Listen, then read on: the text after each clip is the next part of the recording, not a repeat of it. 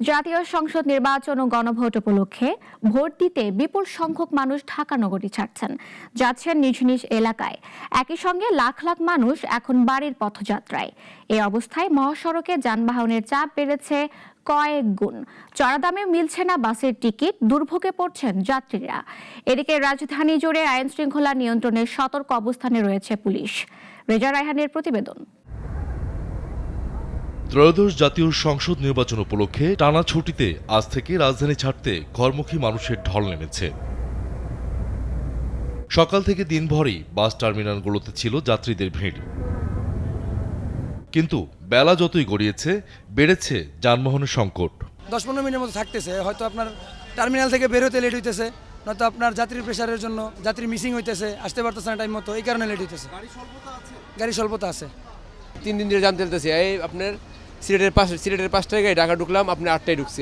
আবার পরশুদিন ঢুকছি আপনার 12টা, 12:30টার গাড়ি দিনের 12টায় যায় ঢুকছি আর কি। ওইদিকে গাড়ি আটকারি, সব গাড়ি আটকার, হ্যাঁ, গাড়ি সংকট আর কি। টানা ছুটিতে সড়কে গাড়ির চাপ বেড়েছে।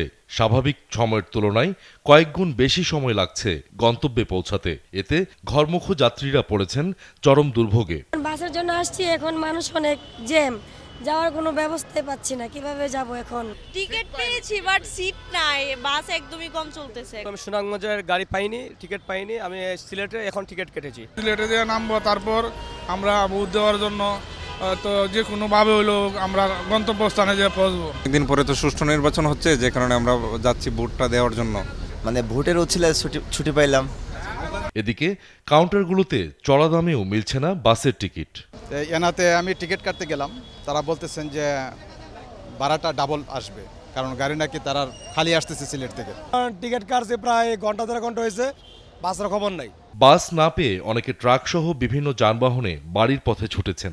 ট্রেনও অলরেডি চলে গেছে, এই ট্রেনের ইয়েতে জামালা, বাস এখানে আসলাম, এদের নাকি 9টা 10টা গাড়ি চলে গেছে, আর বাকি গাড়িগুলো নাকি ইলেকশনের কাজের জন্য সরকারের কাজে নিয়ে গেছে। লাভিবা গাড়িগুলো বলছে, এরা বলছে এটা যে ওরা নিয়ে গেলে জনগণ কিভাবে যাবে, এত ভোগান্তি জনগণের। টিকিট নাই, ট্রেন বন্ধ, আমাদের ব্রাউনবাড়ি লাইনে ট্রেন বন্ধ, চট্টগ্রাম লাইনে ট্রেন বন্ধ, বাসেরও টিকিট পাইতেছি না। পরে একটা মাইক্রো ভাড়া করছে, আমরা 8-9 জনে মিললা ওইটা নিয়ে যাচ্ছি আর কি।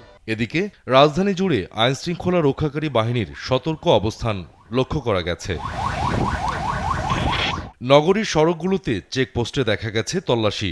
এছাড়া বাড়ানো হয়েছে পেট্রোলিং টিমের তৎপরতা। রেজা রায়হান, নাগরিক, ঢাকা।